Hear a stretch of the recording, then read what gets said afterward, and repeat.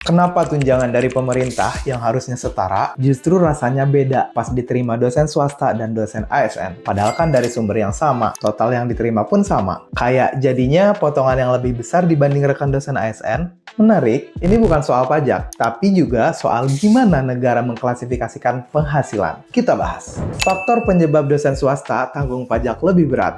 Kalau kita bedah lebih dalam, penyebabnya bukan cuma satu. Justru ini jadi kombinasi dari beberapa faktor struktural yang saling berkaitan. Dan seringkali, rekan dosen baru sadar hal ini setelah ngelihat selisih take home pay yang cukup signifikan. Kita cek faktor yang paling dasarnya. Faktor sumber tunjangan APBN. Perbedaan yang paling fundamental ada di alur distribusi tunjangan. Coba kita cek aja. ASN untuk tunjangannya dibayarkan langsung dari APBN, APBD ke individu, dengan dikenakan skema pajak final. Sementara buat swasta, tunjangannya ditransfer ke institusi atau PTS yang kemudian dibayarkan sebagai bagian dari penghasilan rekan dosen dan dikenakan pajak sebagai penghasilan bruto atau non-final. Dalam PMK 164-PMK.05-2010, tunjangan profesi ASN udah dikategorikan sebagai objek pajak final. Artinya, nggak digabung dengan penghasilan lain dan tarifnya pun tetap nggak progresif. Sementara untuk rekan dosen swasta, nggak masuk dalam skema ini. Akibatnya, tunjangan dianggap bagian dari total penghasilan dan pastinya dikenakan pajak progresif. Faktor status kepegawaian. Perbedaan berikutnya ada di status formal sebagai pegawai. Di lingkup ASN, statusnya udah pasti pegawai tetap negara dengan menggunakan skema tarif efektif rata-rata atau TR dan kisaran tarif pajak efektifnya ada di kurang lebih 5-15%. Sementara untuk rekan dosen swasta itu dalam praktik perpajakan sering diposisikan sebagai penerima honorarium atau jasa profesional dan masuk ke skema pajak progresif pasal 17. Jadi, untuk kisaran tarif pajak progresifnya ada di kisaran 5-35%. Jadi, konsekuensinya itu nggak diperlakukan khusus seperti ASN. Di titik ini, bukan soal nominal tunjangannya, tapi soal gimana negara mengklasifikasikan penerima penghasilan tersebut.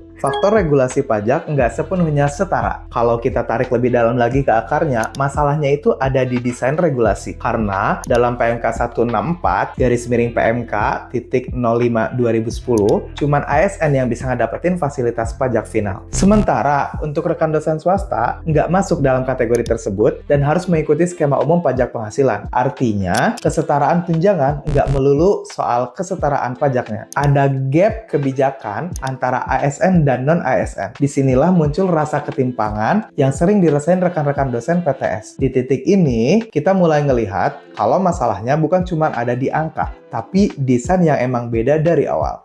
Perbandingan potong pajak real 2026.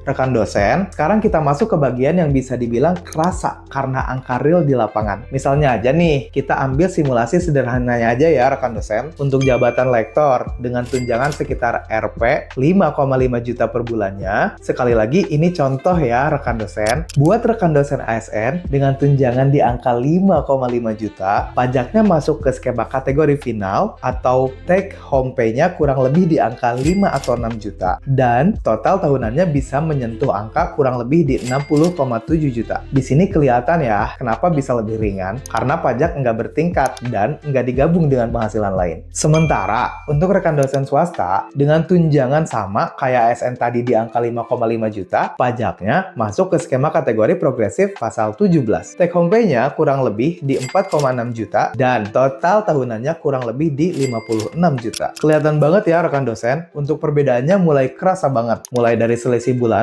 bisa cukup signifikan dan dalam setahun gap bisa jutaan rupiah. Kalau dilihat sekilas, selisihnya emang kelihatan kecil. Tapi dalam jangka panjang, perbedaan ini jadi signifikan. Dari sini muncul pertanyaan kritis. Kalau sumber uangnya aja sama dari negara, kenapa hasil akhirnya beda banget gitu ya? Jawabannya sederhana, tapi lumayan kompleks ya rekan dosen, karena udah jelas regulasinya berbeda. Ngomong-ngomong soal karir dosen, ternyata yang bikin capek itu bukan ngajarnya, ya nggak rekan dosen? Tapi administrasi dan kewajiban karirnya ya. Kita harus paham RPS, ngurus BKD, ngerti sistem sister, nyusun roadmap penelitian, sampai mikirin target publikasi ke jurnal Scopus atau Sinta. Dan jujur, banyak dari kita belajar itu semua sendiri, trial dan error. Nah, kalau rekan dosen ngerasa di posisi itu, coba deh cek e-course karir dosen dari duniadosen.com. Di sana, ada kumpulan e-course khusus pengembangan karir dosen, mulai dari cara menyusun RPS yang rapi, memahami akun sister biar nggak bingung saat pelaporan, bikin roadmap penelitian jangka panjang, sampai strategi supaya risetmu bisa tembus publikasi bereputasi. Belajarnya fleksibel, bisa diakses kapan aja, dan materinya memang dibuat khusus untuk realita dosen di Indonesia dan ada sertifikat 10 JP sebagai bukti pelatihannya. Semua solusi memahami karir dosen ada di e-course Karir Dosen. Akses linknya di sini, atau cek di deskripsi video ini ya. Siapa tahu ini bisa bantu kamu naik level lebih cepat sebagai dosen. Regulasi terbaru 2026, tidak ada penyetaraan pajak. Oke, di bagian ini mungkin di beberapa rekan dosen agak emosi atau kesindir atau bahkan nggak enak, di mana banyak berharap kalau regulasi terbaru bakal nyelesain masalah ini. Tapi realitanya aja belum. Dalam Permendikbudristek nomor 52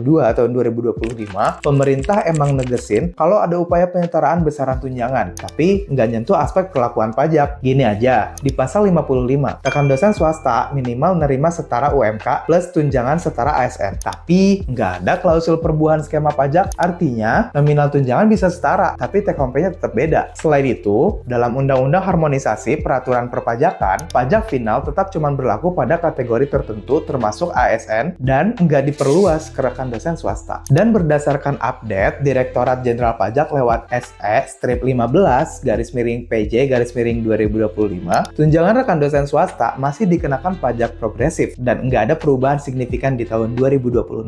Di titik ini, kita bisa ngelihat bahwa regulasi emang bergerak ke arah penyetaraan, tapi belum nyentuh aspek paling kerasa, yaitu take home pay. Jadi, penyetaraan kesejahteraan belum sepenuhnya berarti keadilan fiskal. Kalau ditarik benang merahnya, ada satu hal yang perlu kita pahami bersama. Masalah ini bukan karena dosen swasta lebih banyak dipotong secara acak, tapi karena emang sistem pajaknya berbeda sejak awal. Dan di titik ini, ada dua cara untuk melihat permasalahan ini. Sebagai ketimpangan yang perlu diperjuangkan, atau sebagai realitas sistem yang harus dipahami dan diantisipasi. Apakah rekan dosen udah paham bagaimana sistem ini bekerja atau masih sekedar nerima hasil akhirnya? Kalau video ini bermanfaat, jangan lupa klik subscribe dan share ke rekan dosen lainnya, like dan komen di bawah ini yang perlu kita kulik lagi seputar karir dan akademik dosen. Sampai jumpa di video selanjutnya.